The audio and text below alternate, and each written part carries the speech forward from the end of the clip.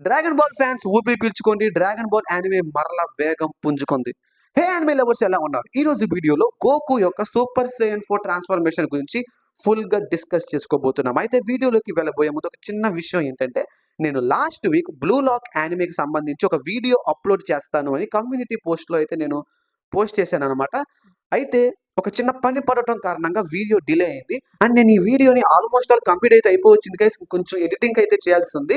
And నేను ఈ వీడియోని మండే ఆర్ ట్యూస్‌డే అప్లోడ్ చేస్తాను. So please try to understand.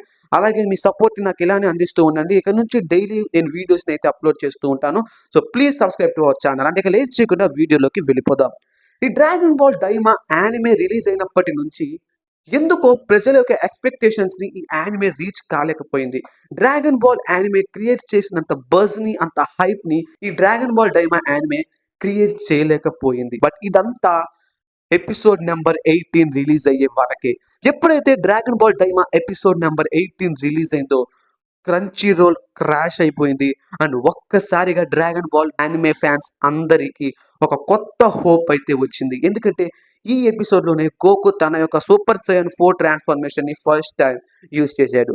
అయితే అసలు గోకు ఈ సూపర్ సైయన్ ఫార్మ్‌లోకి ఎలా ఎంటర్ అయ్యాడు?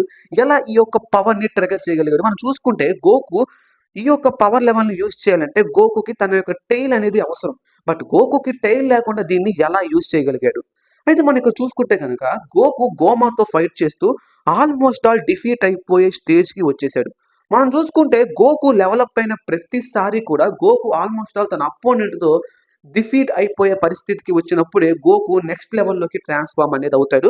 అయితే ఇక్కడ కూడా గోమాతో ఆల్మోస్ట్ ఆల్ ఓడిపోయే స్టేజ్‌కి వచ్చిన తర్వాతే గోకు ఈ ఫార్మ్‌ని యాక్టివేట్ చేశాడు. అయితే గోకు ఈ ఫార్మ్‌ని తనంతట తాను ఇండిపెండెంట్‌గా అయితే యాక్టివేట్ చేయలేదు.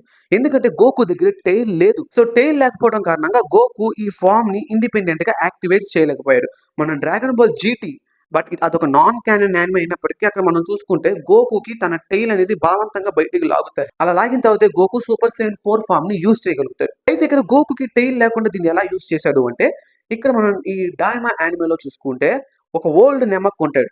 డీమన్ వరల్డ్‌లో తన పేరు నెవా. మీరు చూసిన వాళ్ళందరికీ తన గురించి తెలిసే ఉంటది.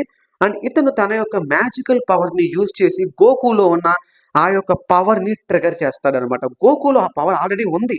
బట్ దానికి ఏదో ఒక పవర్ కావాలి అది ట్రిగ్గర్ అవ్వడానికి. అండ్ ఈ నెవా తన యొక్క మ్యాజికల్ పవర్‌ని యూజ్ చేసి ఆ యొక్క పవర్‌ని అయితే ట్రిగ్గర్ చేస్తాడు.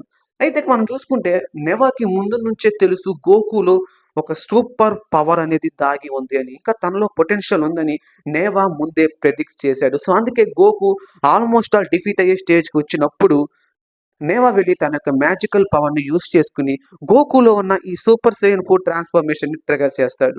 సో ఎప్పుడైతే నేవా గోకులో ఉన్న పవర్‌ని ట్రిగ్గర్ చేశాడో వెంటనే గోకు సూపర్ సైయన్ 4లోకి ట్రాన్స్‌ఫార్మ్ అయ్యి విధ్వంసం సృష్టించేసాడనమాట. అయితే మనం చూసుకుంటే గోకు చిన్నవాడిగా ఉండటం కారణంగా తన పవర్ అనేది కొంతవరకు మాత్రమే రిలీజ్ అయింది.